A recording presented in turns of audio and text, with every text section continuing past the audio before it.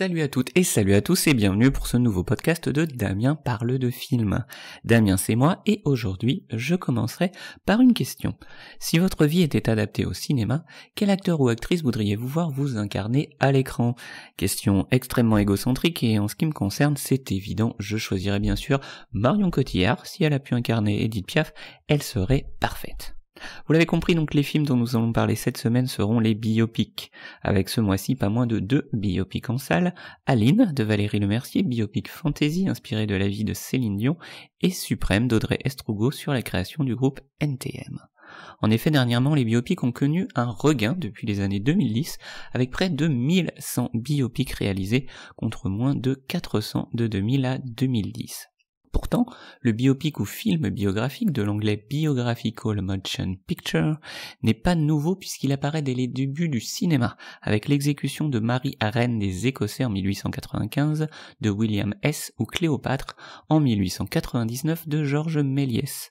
Et le genre connaît un premier âge d'or dans les années 1930 notamment avec le réalisateur William Dieterle de la Warner. Et en effet, dès le début du cinéma, celui-ci joue un rôle éducatif en relatant les grands moments de l'histoire ou figures historiques. On pense également au Napoléon d'Abel Gance en 1927. Ce qui me rappelle le film The Invention of Lying de Ricky Gervais, sorti en 2009, où le personnage interprété par Ricky Gervais vit dans un monde où le mensonge et donc la fiction n'existent pas, et le cinéma ne peut alors projeter que des vidéos en plan fixe d'orateurs qui relatent des faits arrivés dans le passé. Alors ça n'est évidemment pas le cas du cinéma au début du siècle, à sa création. Ici, les films historiques ont bien sûr plus d'émotion et il y a plus d'efforts de mise en scène que dans le film de Gervais. Et ces films historiques permettent surtout la vulgarisation de faits historiques, parfois compliqués à assimiler, et le cinéma a cette faculté d'immersion plus accessible que pourrait avoir un livre d'historien ou un documentaire souvent composé d'une voix off et d'un enchaînement d'images d'archives. C'est l'avantage du cinéma. Moins présent sur les écrans dans les années 60, le film biographique connaît un regain dans les années 1980-1990, puis un nouvel âge d'or à la fin des années 2000 et au début des années 2010, avec notamment La Môme en 2007, J. Edgar et La Dame de Fer en 2011. C'est donc à partir des années 80 que l'on voit apparaître les premiers biopics de célébrités artistiques, souvent sur le même schéma. C'est une personne normale, mais avec une enfance difficile ou bien un trauma dans son enfance. Elle va accéder à la célébrité par la force de son talent, mais va se laisser dépasser cette célébrité avant d'accéder à la rédemption et à la postérité. Une chaîne aux États-Unis d'ailleurs s'est faite la spécialiste des biopics romancés de célébrités, c'est la chaîne Lifetime, et dans ces téléfilms on ne retrouve souvent aucune recherche artistique, on est sur des biopics qui ont plutôt un goût pour le putassier et le scandaleux, et où le scénario est souvent issu de rumeurs ou de biographies non autorisées. Et oui, car c'est un autre des intérêts de faire des biopics, c'est l'économie d'un scénario original. Le biopic, souvent, il est adapté ou d'un livre biographique, ou que ce soit pour les personnages historiques ou artistiques d'ailleurs. Le biopic doit ainsi malgré tout être considéré comme une œuvre de fiction, parce que s'il est basé sur l'histoire réelle d'une personnalité, l'auteur, le scénariste, puis le metteur en scène adopte forcément un point de vue, choisit de mettre en lumière certains pans de la vie de la personne. Donc un biopic bien que réel n'est jamais objectif. Après la sortie d'un film, il y a toujours un historien, un journaliste ou une personne qui a connu la personnalité décrite pour montrer du doigt les incohérences ou les changements par rapport à la réalité. Mais c'est normal, quoi qu'il arrive, il s'agit d'un film. On va même parfois inventer des personnages fictifs pour souligner ou simplifier les propos développés dans le film. Alors des personnages fictifs qui entourent cette célébrité. Un biopic donc reste avant tout un film. Le biopic purement objectif n'existe bien sûr jamais. Il y aura toujours des gens qui seront mécontents de la façon dont a été décrite cette célébrité. Et dans les années 80 et 90, le biopic est surtout politique, avec un réalisateur, Oliver Stone, qui en mettra en scène pas moins de 4. Tout d'abord né un 4 juillet en 1989 sur l'américain Ron Kovic, qui est un soldat qui a été blessé lors de la guerre du Vietnam. JFK en 1991 sur l'assassinat de JFK, dont le film est globalement basé sur une théorie du complot. Ça reste un film intéressant quand même, mais tout ce qui est développé dedans est quand même assez loin de la réalité. Nixon sur donc la vie du président Nixon en 1995 et W en 2006 et sans compter, là c'est pas politique mais c'est toujours Oliver Stone, le biopic des Doors en 1990 sur le groupe des Doors donc avec Val Kilmer. Un autre réalisateur qui a réalisé plusieurs biopics, britannique celui-ci, c'est Richard Attenborough, c'est le professeur Hammond de Jurassic Park. Il a donc réalisé Gandhi en 1982 avec Ben Kingsley et Chaplin en 1992 avec Robert Downey Jr. Kingsley et Downey Jr. d'ailleurs qui s'affronteront 2 décennies plus tard dans Iron Man 3, où l'un Kingsley est le mandarin et l'autre Iron Man bien sûr. C'était le fun fact du jour. Un autre réalisateur connu pour ses biopics, c'est le réalisateur américain Clint Eastwood, avec Bird en 88 sur le jazzman Charlie Parker, J. Edgar en 2011 sur J. Edgar Hoover interprété par DiCaprio, Jersey Boy en 2014 sur le groupe Four Seasons, et la trilogie American Sniper, Sully et Richard Jewell en 2014, 2016 et 2019 sur des héros ordinaires de l'Amérique, car c'est aussi le rôle politique du biopic, c'est de transmettre des valeurs de courage, de réussite, valoriser les héros du quotidien auprès du spectateur. Alors souvent en termes de mise en scène, lorsqu'il s'agit de films historiques, ou pour montrer un certain respect à l'histoire et montrer qu'il s'agit d'une histoire vraie, on relève un certain académisme, un aspect didactique dans l'histoire, puisque les biopics ce sont des petites histoires dans la grande histoire avec un grand H. On veut informer le spectateur bien sûr, mais pour le réalisateur, c'est aussi un gage de sérieux et de qualité. C'est la preuve et la marque des grands réalisateurs d'être capables de réaliser un grand biopic, un grand film historique, car les biopics c'est souvent des films à récompense. Et oui, parce que les histoires vraies, elles plaisent à l'Académie, que ce soit l'Académie des Oscars comme l'Académie des Césars. Donc parmi les acteurs récompensés, on peut citer par exemple Renée Zellweger en 2019 pour Judy, Rami Malek dans le rôle de Freddie Mercury dans Bohemian Rhapsody, la même année, Meryl Streep dans le rôle de Margaret Thatcher dans La Dame de Fer, Marion Cotillard dans La Môme, Hélène Mirren dans le rôle d'Elisabeth II, Gary Oldman dans le rôle de Churchill, Robert De Niro dans le rôle de Jake LaMotta, Charlize Theron dans le rôle de Eileen Wuornos. J'aurais pu en citer une dizaine d'autres comme ça, c'était pour souligner les plus marquants. Et si tu veux vraiment donner un coup de boost à ta carrière en tant qu'interprète, eh bien il faut effectivement interpréter une personne célèbre, mais c'est également valable pour les réalisateurs de se mettre au film historique pour comme ça avoir un certain cachet. C'est le cas par exemple de Steven Spielberg qui dans les années 80-90, on présente plus Steven Spielberg, hein, il est surtout habitué aux blockbusters de divertissement avec la trilogie d'Indiana Jones ou encore Jurassic Park, ou tous les films qu'il produit comme Retour vers le futur. Il est surtout vu comme un réalisateur grand public. Il est pas très crédible entre guillemets auprès de l'Académie. C'est pour ça qu'il va se tourner vers des films plus sérieux qui sont souvent des histoires vraies, voire des biopics.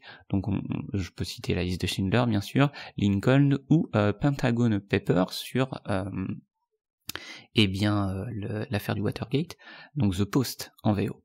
Et pour chaque pays donc on relève une certaine récurrence dans les personnages ou dans les thèmes de son histoire. Donc pour les États-Unis, bien sûr, c'est la création des États-Unis, du pays, qu'on retrouve avec des biopics comme Geronimo en 1993, Christophe Colomb en 92, qui est une coproduction française, Lincoln en 2012, et en Angleterre, bien sûr, c'est toute une palanquée de biopics sur la famille royale.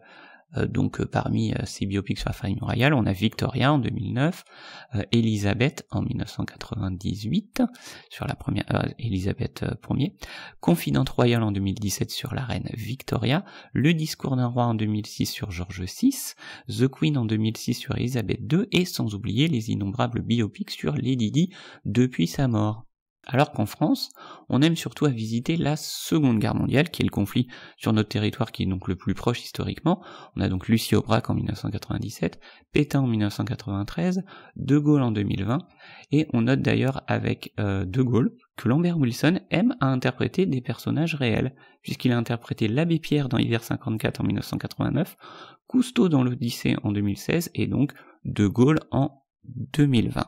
Mais le biopic, aussi instructif soit-il, n'est pas toujours gage de succès. Il faut pouvoir aussi avoir les moyens financiers d'assurer une reconstitution historique crédible, et ce qui n'est pas toujours le cas.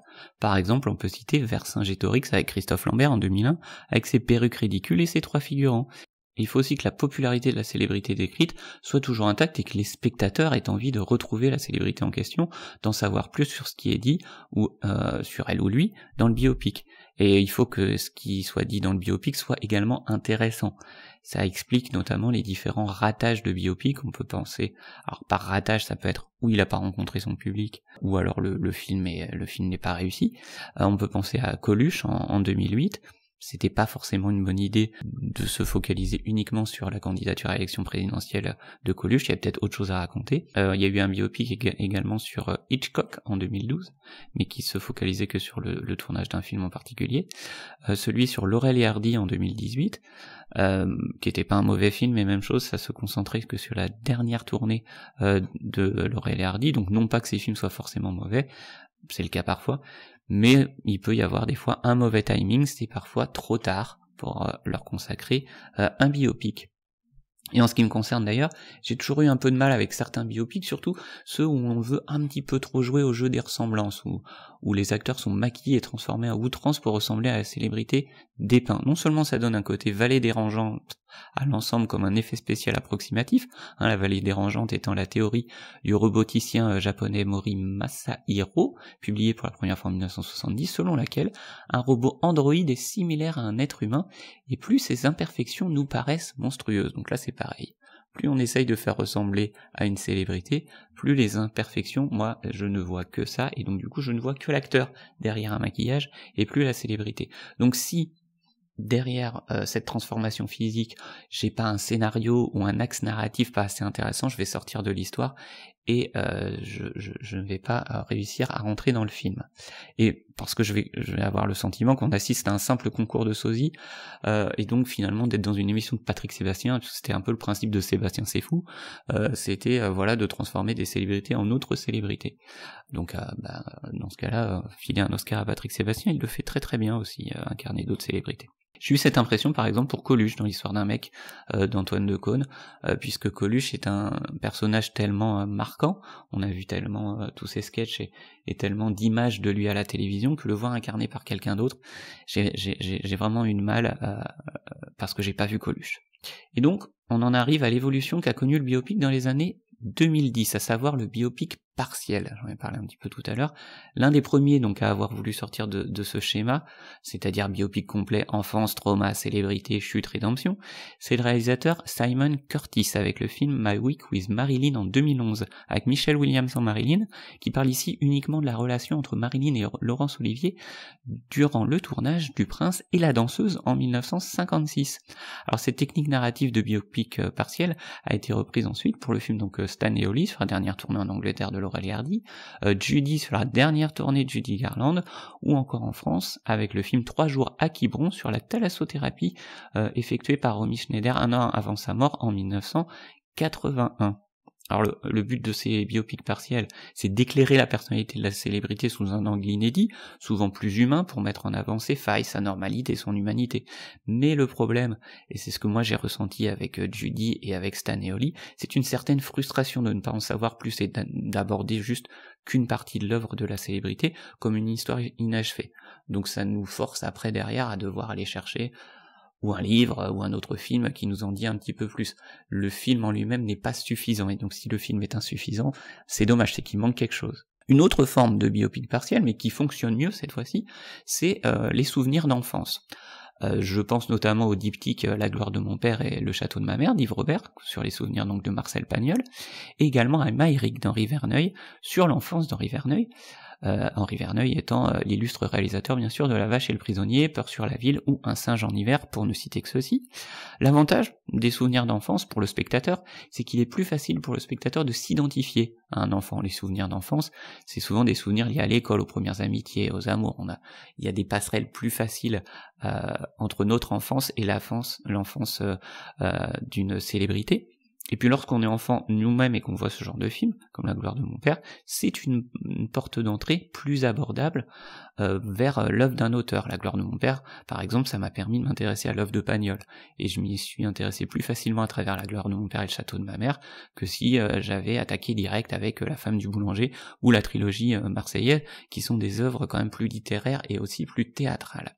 Concernant Myrig dans Riverneuil, la réalisation de ce biopic en 2 parties, la deuxième partie étant 588 rue Paradis, c'est plus une catharsis pour l'auteur. Ça lui permet d'affirmer donc ses origines arméniennes. En Riverneuil, son vrai nom c'est Akod Malakian, et donc ici il aborde donc le génocide arménien, du début du XXe siècle.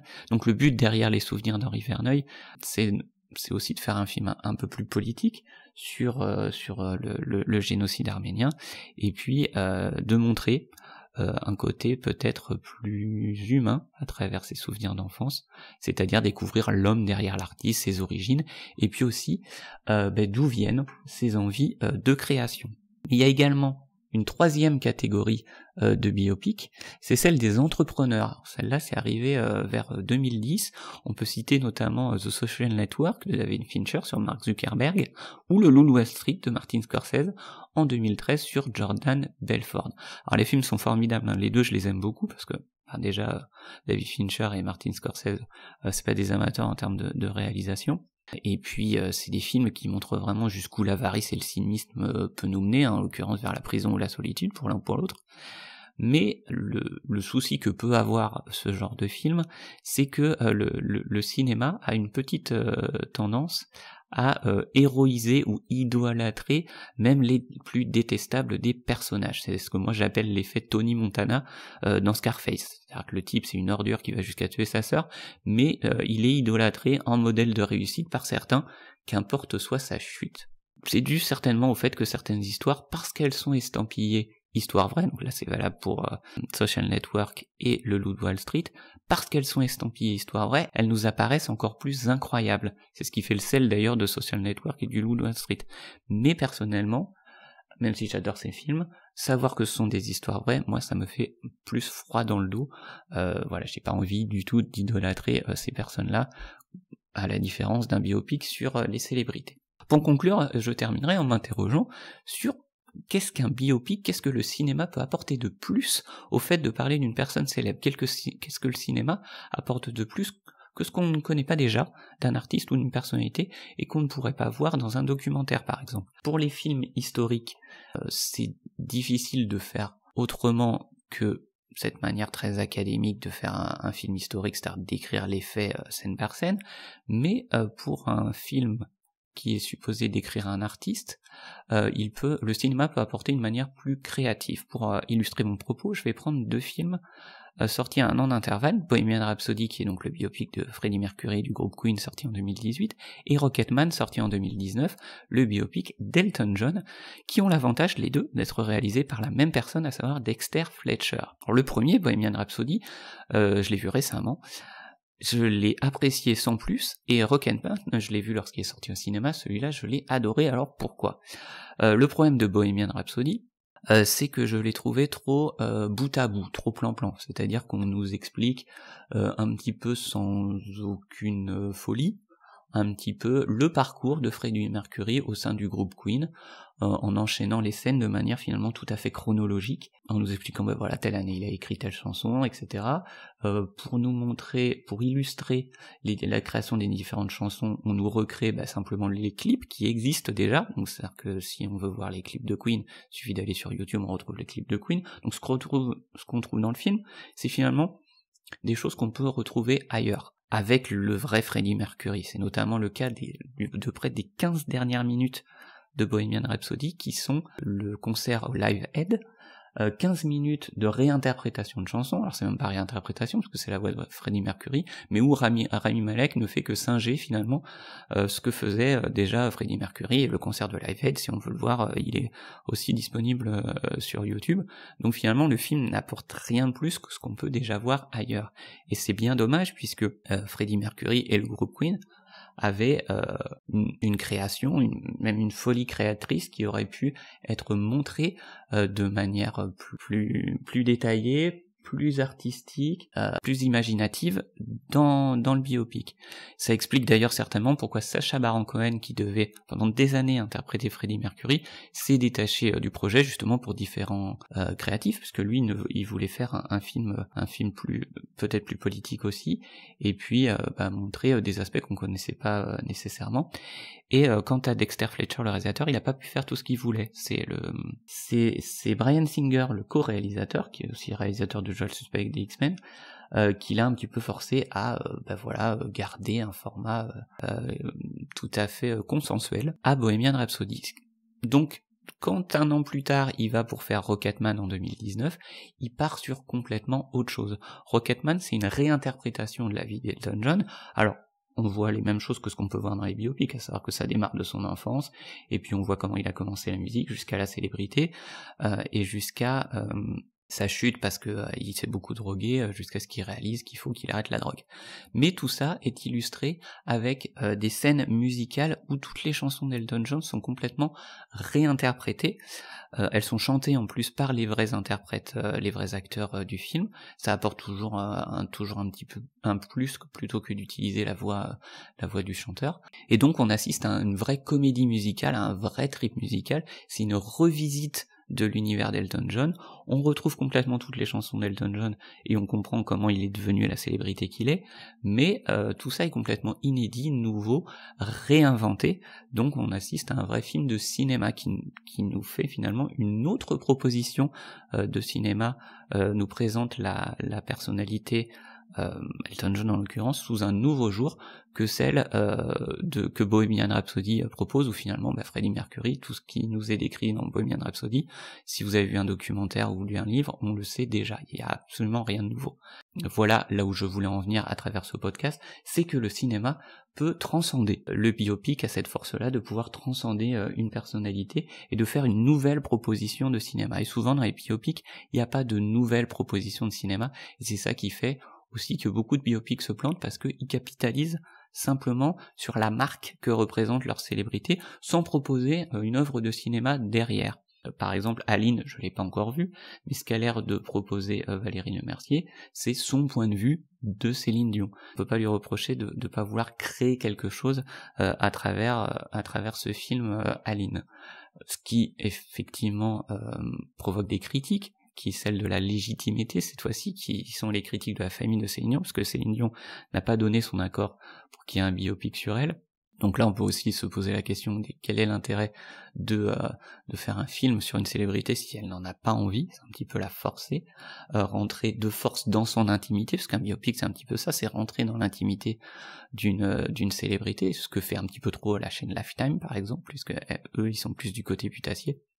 Mais voilà, il faut dans les biopics que le cinéma trouve ce juste équilibre entre légitimité, respect de la vie personnelle d'une célébrité, et puis l'aspect artistique, c'est-à-dire je suis une œuvre de cinéma, donc je propose quelque chose d'un peu inédit et nouveau à travers cette œuvre, et non pas simplement décrire par le menu la vie d'une célébrité. Voilà, c'était ce que je voulais exprimer sur le thème du biopic cette semaine. J'espère que ça vous a plu. On se revoit très bientôt. Merci de m'avoir écouté et à bientôt pour une nouvelle chronique de Damien parle de film.